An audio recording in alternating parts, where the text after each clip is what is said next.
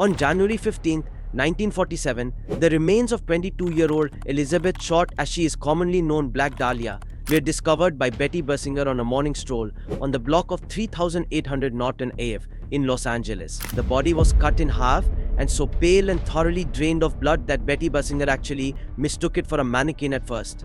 The body was cut with surgical precision, leaving no trauma to internal organs or bones, and her face had been cut from her mouth towards her ears to form a haunting, ever-present smile. There was no blood on the ground, making it clear that the body was moved there after she was murdered. 9 days after Short's discovery, an envelope was received by the Examiner, addressed in horrific fashion using cutout letters clipped from movie ads. It read, "Los Angeles Examiner and other Los Angeles papers. Here is Dahlia's belongings. Letter to follow." As promised, the envelope contained Shorts, a social security card, birth certificate, snapshots, and an old address book with some pages missing. Gasoline was rubbed on the contents to remove the fingerprints. Many notes were sent to the police and press that followed. One handwritten letter read, "Turning in bed Jan 29th, had my fun with police." Before arriving in LA, Elizabeth spent time in San Diego with a man named Robert Manley, who drove her to LA and helped her check into the Biltmore Hotel in downtown Los Angeles.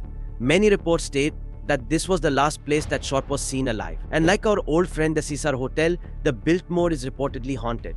Hotel guests claim to have seen Elizabeth walking on the first floor in a black dress only to disappear into a wall.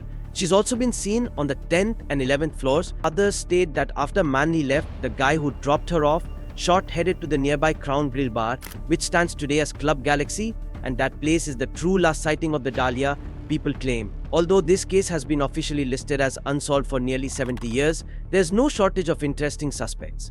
But I'm only going to go over what are, in my opinion, the most interesting ones. The first suspect was Robert Manley, the guy who dropped her off at the Biltmore Hotel. But not only did he return to San Diego almost a week before her body was discovered, but he also passed a polygraph test. But it is worth noting that in 1954 he was committed to a mental hospital due to hearing voices. However, when administered sodium pentothal, which apparently is a truth serum. The second suspect was Army Corporal Joseph Dumais, who claimed to be blackout drunk with Elizabeth in San Francisco a couple days before her discovery. When asked if he thought he killed Elizabeth, he actually said yes. But evidence later showed that he was on his military base the day of her death. The final suspect is George Hodel, but before we begin, let's visit George's home at the time in La. The house had a secret room where the children were not allowed to go, and nothing screams innocent like a secret room. So George's son, Steve Hodel, who was 5 at the time of the Dahlia murder, later became a police investigator for 17 years, and after retiring from the force, became convinced that his father, George Hodel, had actually killed the Black Dahlia. And looking at the facts, Steve Hodel makes a pretty compelling case. Also, despite being a busy doctor, George Hodel was also a busy bachelor, having 11 children from 5 different women. Additionally, Steve Hodel also found pictures of a woman that appeared to be Elizabeth Short in one of his dad's photo albums. However, when examined by a forensic artist, the artist was 85% certain it wasn't Elizabeth in the pictures. But in 2014, a different expert used facial recognition technology, resulting in a 90 to 95% match.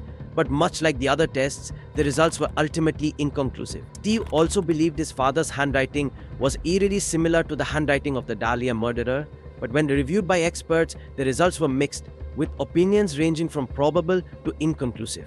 George Hodel was also accused by his own daughter for sexually assaulting her, but was found not guilty. Now here's where things get pretty fishy and suspicious in my opinion.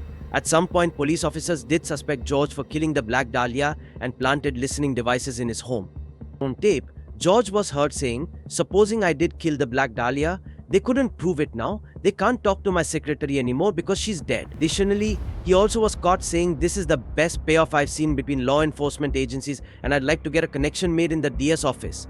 George's son also tracked down an LAPD case file that contained a female witness who stated George and Elizabeth knew each other. This strikes me as a really good time to tell you the LAPD was notoriously corrupt around this time, which perhaps explains why the case was dropped, even though George was emerging as a clear suspect, and would also explain why all physical evidence from the case has magically disappeared. This could mean a lot of things. Some believe that George paid off the police, while others believe that this is just a classic case of police incompetence, but nobody knows for sure. This isn't over, by the way. In 2012, the ever-vigilant Steve Hodel knew evidence returned to his childhood home with a police dog that indicated the scent of human remains. Soil samples were taken from the alley behind the former Hodel house. They came back positive for human remains as well, and while this doesn't link to the Dahlia murder directly because she wasn't buried, it does indicate that George Hodel was perhaps not the biggest stranger to murder. Even more fascinating, Steve Hodel would like to keep digging on the property, but since it's privately owned, he doesn't have permission to do so. And when trying to get the LAPD to follow up on this new evidence, they refused. It seems that the famous case of the Black Dahlia will remain unsolved officially.